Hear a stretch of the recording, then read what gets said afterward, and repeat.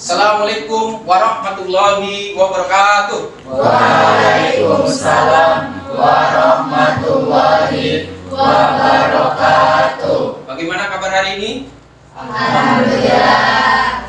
Ada yang tidak hadir? Hadir semua. Alhamdulillah. Oke, sebelum kita belajar, alangkah baiknya kita berdoa dulu biar diridhoi oleh Allah Subhanahu wa taala. Silakan ketua kelas, Mas Ade, pimpin dulu berdoa. Baik, sebelum pembelajaran hari ini dimulai, alangkah baiknya kita berdoa dalam hati, mulai. Selesai. Terima kasih Mas Ade, semoga pembelajaran ini kita akan berjalan lancar dan diridhoi oleh Allah. Baiklah anak-anakku yang patut cintai dan patut banggakan, sebelum kita belajar lebih jauh tentang materi kita pada pagi hari ini, yaitu dampak perkembangan kolonialisme dan imperialisme dalam bidang politik, ekonomi, sosial budaya, dan pendidikan. Kita explaining dulu ya. Study story please. Please.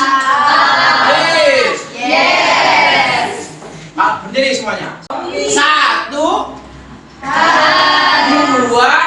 3.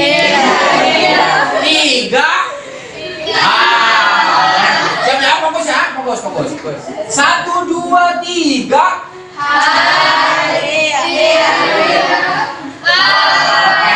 Fokus ini. 2, 2, 3. Sit down please. Sik asik, asiknya duduk. Silakan. Baiklah, minggu kemarin kita sudah mempelajari tentang berbagai perlawanan bangsa Indonesia terhadap kolonialisme dan imperialisme. Ada perlawanan yang di Jawa, yaitu dikenal dengan nama perang apa? Diponegoro. Ada perlawanan di Sulawesi, yaitu terkenal dengan nama perang Tondano I dan Tondano II. Ada juga perlawanan yang ada di Guadantalo, yaitu yang dipimpin oleh seorang yang gagah berani, yang terkenal dengan julukan Ayam Jantan dari Timur, yaitu perlawanan oleh siapa itu? Sultan Hasanuddin. Dan ada juga perlawanan di Aceh, yaitu dengan perang Aceh yang dipimpin oleh seorang wanita yang luar biasa. Siapa itu kira-kira? Cut Nyadin. Baiklah, anak-anakku yang patut cintai dan patut banggakan, sebelum pembelajaran lebih jauh, ada informasi terbaru yang perlu saya sampaikan. Ada seorang sahabat bertanya kepada Nabi, adakah orang yang lebih disayangi oleh Allah selain engkau ya Rasulullah? Nabi pun menjawab, ada. Dia adalah Salman Al-Farisi. Lalu sahabat bertanya kembali, kenapa ada orang yang lebih disayangi oleh Allah? Bukankah engkau adalah kasih Allah? Nabi pun menjawab, karena dia orang miskin, sementara ibunya ingin naik haji. Tetapi berjalan pun tidak mampu. Sebagai bentuk kepedulian anak kepada ibunya, ia rela menggendong ibunya naik haji, melewati terik panasnya matahari dan suhu dinginnya perjalanan menuju Mekah. Sampai hampir seluruh kulit punggungnya terkelupas. Bentuk kecirahan anak kepada ibunya inilah yang menjadikan Allah sangat menyayangi.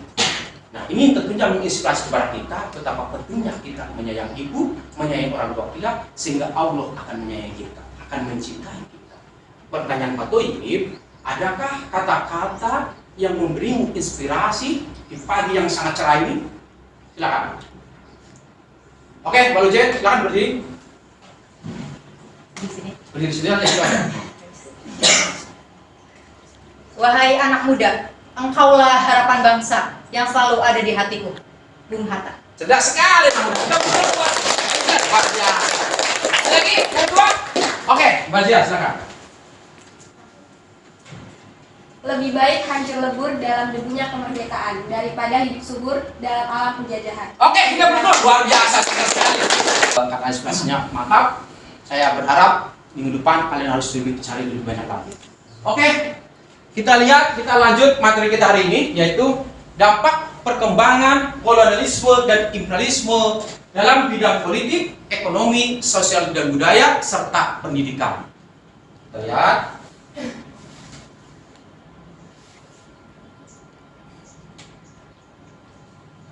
Adapun tujuan pembelajaran pada pembelajaran hari ini yaitu melalui kegiatan pembelajaran menggunakan model problem based learning dengan metode tanya jawab dan diskusi, diharapkan kalian satu mampu menganalisis dampak perkembangan kolonialisme dan imperialisme bangsa-bangsa Eropa dalam bidang politik dengan benar. Yang kedua, kalian diharapkan mampu memahami dampak perkembangan kolonialisme dan imperialisme bangsa-bangsa Eropa dalam bidang ekonomi dengan tepat. Yang ketiga, kalian diharapkan mampu menjelaskan dampak perkembangan kolonialisme dan imperialisme dalam bidang sosial budaya dan dengan tepat. Dan terakhir, kalian diharapkan mampu menganalisis dampak perkembangan kolonialisme dan imperialisme bangsa-bangsa Eropa dalam bidang pendidikan tentunya dengan benar. Oke, kita akan bahas pengertian kolonialisme. Kolonialisme sendiri berasal dari bahasa Latin yang artinya kolonia. Apa itu kolonia? Yaitu tanah jajahan atau tanah pemukiman.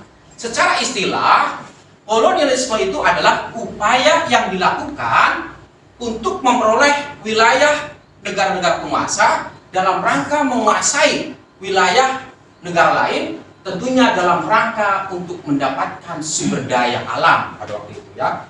Nah, ini pengertian imperialisme sendiri yaitu juga berasal dari bahasa Latin yang berasal dari kata imperare yang artinya menguasai. Secara istilah, imperialisme adalah upaya untuk memegang kendali pemerintahan dari negara lain, tentunya dengan tujuan untuk menguasai dalam rangka memperoleh kekuasaan dan keuntungan dari negara yang dikuasainya. Itu ya. Ini adalah salah satu pengertian kolonialisme dan imperialisme. Jadi kalian harus memahami bahwa kolonialisme itu berasal dari bahasa Latin yang artinya koloni ya, tanah jajahan. Imperialisme itu dari bahasa Latin juga namanya imperare, yaitu yang artinya menguasai, ingin menguasai negara lain tentunya untuk meraih keuntungan sebanyak-banyaknya. Nah, kalau Anda lihat, ini gambar apa ini? Gambar penjajahan. Oke, kita beri plus buat bahasa luar biasa.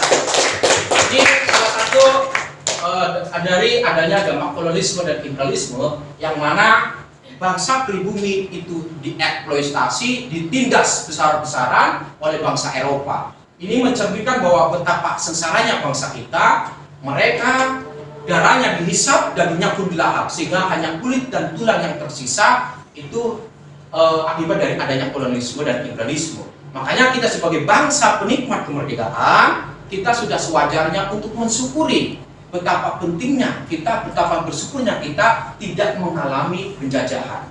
Coba kalau Anda hidup pada masa penjajahan, betapa sakitnya mereka. Hidup susah seperti orang yang diberatkan, selalu yang enak adalah bangsa Eropa. Tetapi bangsa pribumi mereka menderita. Betul nggak? Betul. Nah, ini gambar apa nih kira-kira? Pendidikan, betul. Kita berlulus loh, Mbak Diana, luar biasa. Ini salah satu dampak kolonialisme dan imperialisme dalam bidang pendidikan. Ternyata memang salah satunya adalah lahirnya anak-anak cendekiawan, terdidik dan tercerahkan. Bukan hanya cerdas, tetapi mereka punya jiwa mulia. Seperti siapa? Nih, contohnya ini. Siapa ini? Soekarno dan Bung Hatta. Soekarno adalah seorang insinyur pertama, Bung Hatta ekonom pertama, lulusan Belanda lagi. Kalau dia itu ingin kaya pada waktu itu, gampang. Tinggal dia bekerja di perusahaan Belanda, hidup gaji gede, hidup mewah, dia cukup seperti itu. Tapi dia tidak mau. Karena dia cerdas tapi tercerahkan. Yang dipikirkan bukan untuk dirinya, tetapi bangsanya. Sampai-sampai Bung Hatta itu mengatakan, saya tidak akan menikah sebelum Indonesia merdeka. Bayangkan, kalau Indonesia tidak merdeka, Bung Hatta kira-kira punya keturunan enggak? Nah, untungnya Indonesia merdeka. Inilah bukti bahwa mereka yang dipikirkan adalah bangsanya, bukan dirinya. Makanya kata Pak Anar Gonggong, dia itu anak muda yang terdidik dan tercerahkan. Bukan hanya pintar, tetapi punya jiwa mulia. Yang ini diharapkan kepada kalian sebagai generasi muda, diharapkan besok jadilah anak yang terdidik, anak yang pintar, tetapi juga punya jiwa yang mulia. Bukan hanya pintar ya, tapi harus memikirkan bangsanya. Itu bukti bahwa kita punya jiwa yang mulia. Nah, pertanyaan Pak Thoyib, kenapa bangsa kita ini menjadi bangsa yang terjajah, bukan bangsa penjajah. Saya berani. Ya, Mbak. Karena bangsa kita welcome terhadap bangsa asing. Oke, kita beri plus buat Pak Nyawa luar biasa. Karena bangsa kita adalah bangsa yang sangat terbuka buat bangsa asing. Siapapun boleh datang ke Indonesia, tidak memikirkan mereka akan menjajah atau tidak. Betul nggak? Betul. Itu salah satu akibat kita menjadi bangsa yang terjajah. Yang kedua, ada yang berani? Oke, Mbak Amen, silakan berdiri. Berdiri. Kita mempunyai sumber daya alam yang sangat berlimpah. Oke, kita beri plus buat Mbak Amen. Luar biasa. Karena Indonesia mempunyai sumber daya alam yang melimpah. Sejak dari dahulu bangsa Eropa itu terkenal dengan 3G. Gold, glory, dan gospel. Mencari kekayaan, kejayaan, dan menyebarkan agama. Salah satu kita punya sumber daya alam. Bahkan sampai sekarang pun bangsa-bangsa Eropa melirik Indonesia. Kita lihat PT Freeport. Berapa ton emas yang dikeruk oleh bangsa Amerika. Itu bukti dari dulu sampai sekarang Indonesia kaya akan sumber daya alam. Makanya kita bukan hanya kaya sumber daya alam, tetapi Anda harus paham juga bahwa Indonesia itu kaya akan sumber daya manusia. Hampir 200 juta penduduk kita. Luar biasa nggak kira-kira? Luar biasa. Nah, ini pertanyaan yang harus kalian pecahkan bersama-sama dengan kelompok Anda. Bagaimana sih dampak perkembangan kolonialisme dan imperialisme dalam bidang politik, ekonomi, sosial, budaya, dan pendidikan? Saya akan bagi kalian menjadi 4 kelompok. Kelompok pertama, ini kelompok kedua, kelompok ketiga, dan kelompok 4. Kelompok pertama, saya kasih nama kelompok Portugis. Silakan. Kelompok kedua, saya kasih nama kelompok Spanyol. Kelompok ketiga, saya kasih nama adalah kelompok Inggris. Biar kalian hafal, ini adalah negara-negara yang pernah menjajah. Dan kelompok terakhir adalah kelompok Belanda. Oke? Saya bagikan LKPD, silakan membentuk lingkaran dulu. Kelompok 1 di sini, kelompok 2 di sini, kelompok 3-nya di belakang, 4 di sini. Silakan. Materi bahan ajarnya kalian pahami sesuai dengan nama kelompok tugasnya ya. Ini kelompok Portugis. Ini kategorinya kalian baca. Pahami. Oke, kalau udah cukup silakan membuat mappingnya di komputer. Silakan kembali ke tempat komputernya.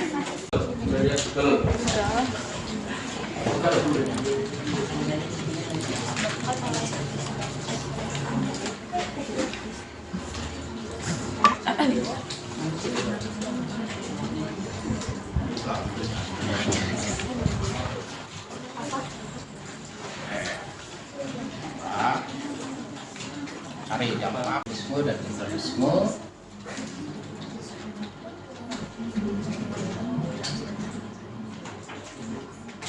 Pak, kolonialisme dan imperialisme dalam bidang sosial budaya dan pendidikan. Kita saksikan penampilan dari kelompok Portugis. Assalamualaikum warahmatullahi wabarakatuh. Waalaikumsalam warahmatullahi wabarakatuh. Kami dari kelompok 1 ingin mempresentasikan hasil dari kerja kelompok kami tentang dampak kolonialisme dan imperialisme dalam bidang politik dan ekonomi. Oke. Sebelumnya Pak dulu. Sebelumnya saya memperkenalkan diri. Oke. Nama saya Dewa Yudi dan Saya Salwa Budia, saya Safira Kusdianti, saya Zahra, saya Sabrina Ulia. sebelum presentasi kami punya pantun. Oke. Kalian PP. Pagi-pagi menggoreng terasi. Cakep. Saat makan jangan berisik. Cakep. Saya di sini untuk mempresentasikan. Kenapa tuh? Presentasikan apa? Semoga bisa seru dan asik. Oke, silakan. Baik, sesi pertama akan dibacakan oleh Salwa.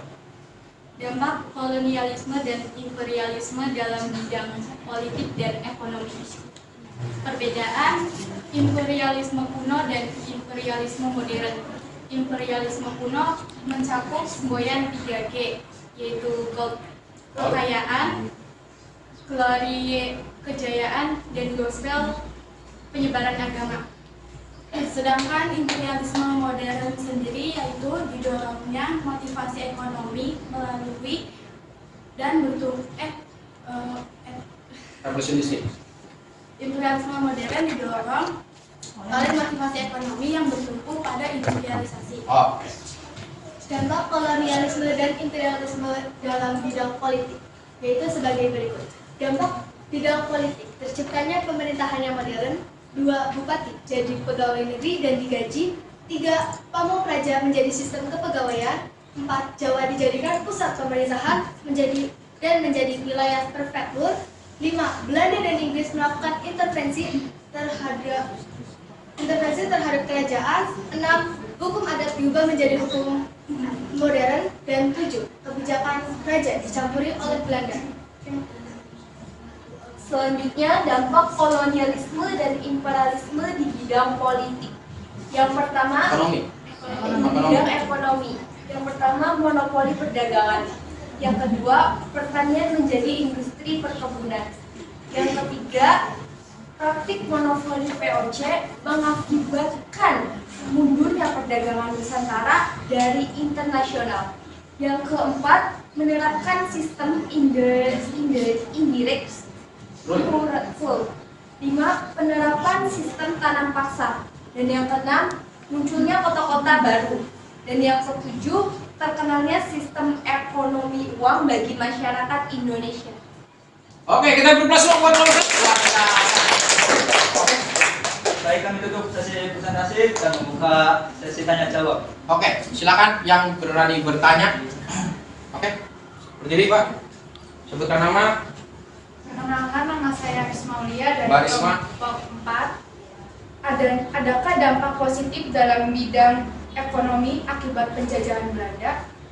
Oke, ada nggak sih dampak positifnya dalam bidang ekonomi akibat penjajahan Belanda? Luar biasa, kita belum buat luar biasa. Pertanyaan yang sangat cerdas sekali. Oke, ada yang berani jawab? Ya, boleh. Izin menjawab. Yang pastinya itu ada. Dan yang pertama, dampak positif yang pertama itu adanya pembangunan infrastruktur seperti jalan, pelabuhan, dan jalur kereta api. Dan yang kedua yaitu Indonesia mengenal berbagai macam tanaman yang banyak dikenal oleh Eropa. Oke, kita terus buat kelompok 2. Jadi betul apa yang dikatakan oleh kelompok 1 bahwa dampak positif penjajahan itu tidak semuanya negatif, ada positifnya. Salah satunya yang kita nikmati sekarang ini adalah pembangunan jalan raya dari Anyer sampai Panarukan. Yang kita nikmati adalah dengan nama Jalan Pantura. Ada yang pernah naik mobil lewat Pantura? Sering ya, hampir tiap hari. Itu adalah akibat penjajahan Belanda pada masa Daendels. Ya. Tetapi bukan hanya itu. Dalam bidang infrastruktur jelas. Yang kedua dalam bidang ekonomi bagian tanaman juga ada manfaatnya. Dulu bangsa Indonesia hanya mengenal tanaman khusus pangan, yaitu padi, ketela dan lain sebagainya. Tapi dengan adanya penjajahan Eropa yang masuk ke Indonesia, itu bangsa Indonesia mengenal tanaman-tanaman yang laku di pasar Eropa. Seperti apa? Cengkeh, kopi, nira dan lain sebagainya. Itu salah satu akibat dari penjajahan bangsa Barat di Indonesia. Mungkin andai kata kita tidak dijajah oleh Belanda, oleh bangsa Barat, Eropa lainnya, mungkin kita belum mengenal yang namanya kopi, tidak mengenal adanya teh. Karena di Indonesia pada waktu itu tanaman yang langka, tanaman yang belum dikenal. Tetapi di Eropa itu sangat laku, bahkan harganya lebih mahal daripada harga emas. Bayangkan, makanya kenapa mereka berbondong-bondong ke Indonesia? Karena Indonesia memang kaya akan sumber daya alam. Itu salah satu manfaatnya dalam bidang ekonomi. Kita beri aplaus buat kelompok 1. Baik, kami tutup sesi tanya jawab. Sebelum kami tutup, saya punya pantun untuk buat. Oke, dengarkan baik-baik pantun-pantunnya. Gimana? Biru laut seperti kolam, Cakep. ikan paus pandai menyelam. Cakep. Dari lubuk hati yang paling dalam, Kenapa tuh? kami tutup presentasi ini dengan salam. Oke. Wassalamualaikum warahmatullahi wabarakatuh.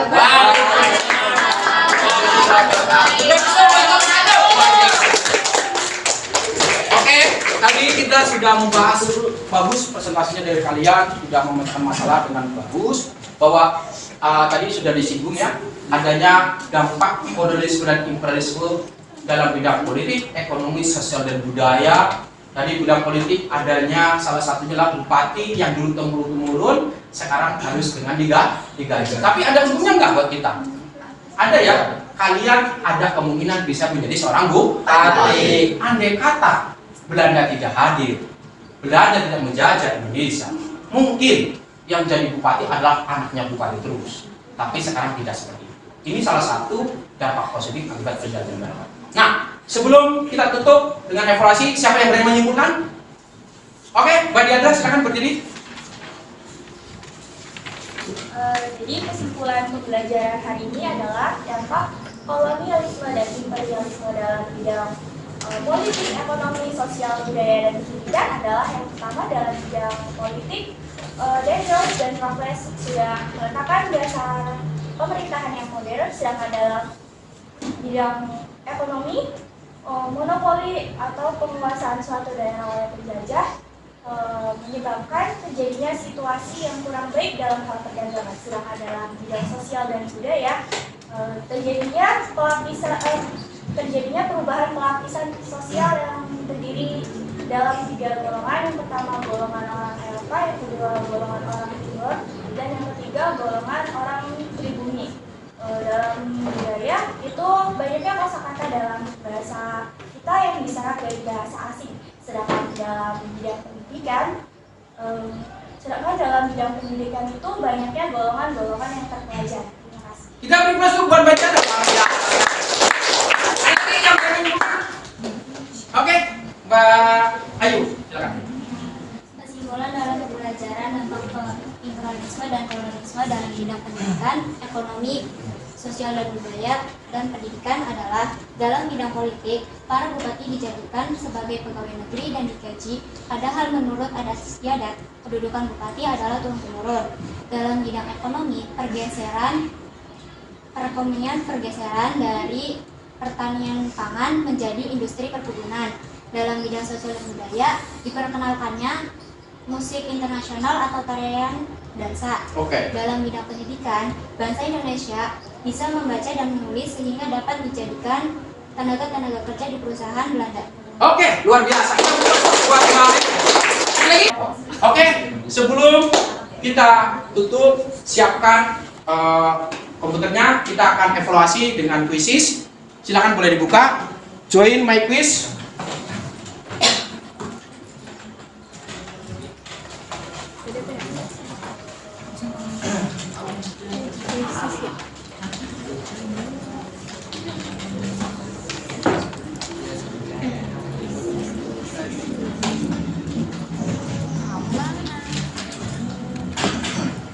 Kirim linknya aja.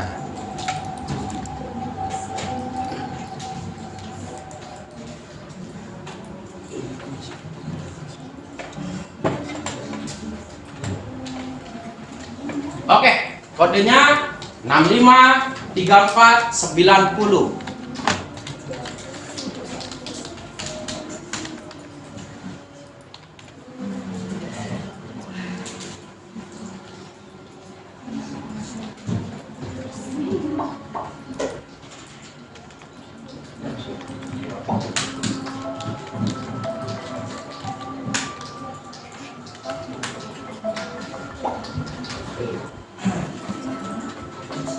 Boleh pakai HP kalau yang berhalangan.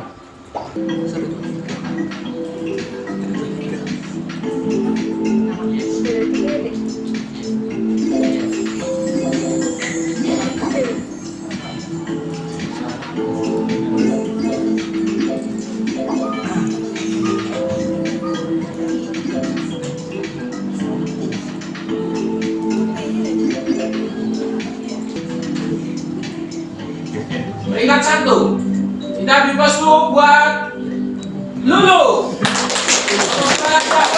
Kelompoknya Salwa, juara 3, luar biasa. Mereka adalah peringkat hasil dari. Oke, sekarang siapkan untuk refleksi ya, refleksi dulu.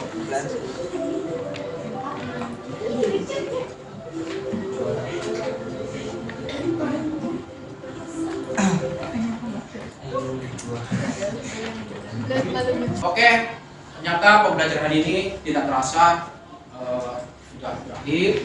Terima kasih, tadi sudah bagus. Kalian memecahkan masalah, presentasinya bagus, diskusinya juga bagus. Yang jelas kalian harus tetap semangat untuk belajar, jangan pernah berhenti. Teruslah belajar dan belajar. Karena kalau kata Bung Karno, apabila kita berhenti belajar, maka kita akan digilas-gilas oleh sejarah. Kalau kita menolak untuk belajar, maka akan diseret-seret oleh sejarah. Makanya Anda harus belajar. Belajar terus untuk dengan banyak membaca. Karena membaca adalah jendela dunia. Kita akan tahu isi permasalahan dunia yang ada di dunia ini. Oke, untuk sebelum kita akhiri, silakan dipimpin dulu doa pada pembelajaran ini. Sebelum pulang, alangkah baiknya kita berdoa terlebih dahulu. Berdoa dalam hati, mulai.